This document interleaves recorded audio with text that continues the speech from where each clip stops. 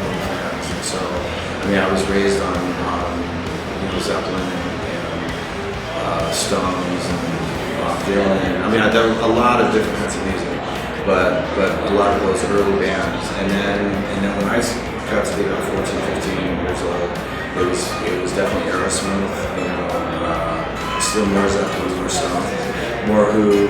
Cheap Trick was great. Still.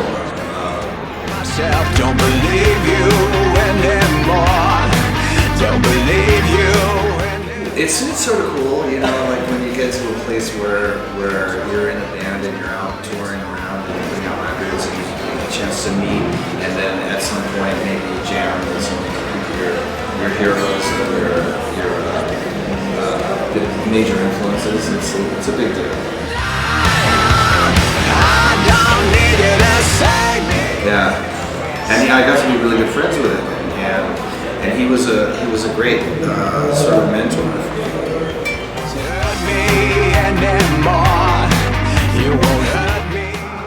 It's a weird kind of a thing because as a player, I'm still discovering guitar,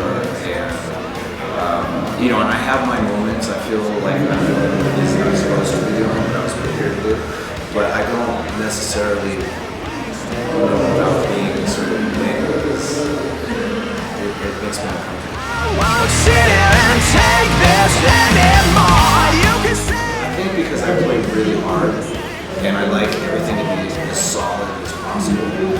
If I use light strings, I would break them. Thin picks just fall apart. So, but I always felt comfortable using the heaviest pick. Sort of like when you're going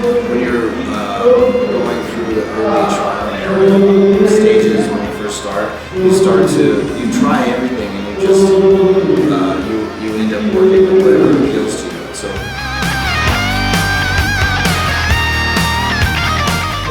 Very nice.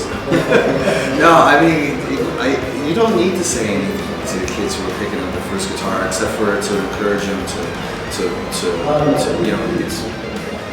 encourage them to work hard at it. If they're really into it, I think it's working hard at it, practicing, and making it a commitment, But the most important thing is just to have a good time with it and enjoy it.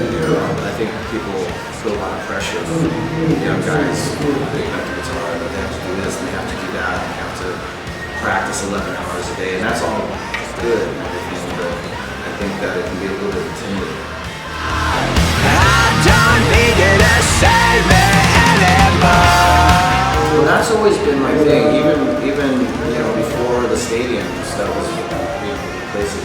The intimacy of playing in front of an audience that's really sort of up close and personal has always been really my favorite audio style of venue to play.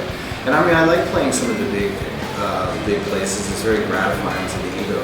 But the thing is you don't have the same reaction no matter how into it they are. They're way far away, and you just don't have that same kind of connection. But we just got done playing a bunch of shows like that in Australia, and it's a lot of fun in there with good gigs, and the crowd was great. But then like in between when we were going through what we call the sound wave tours, we did small dates in between.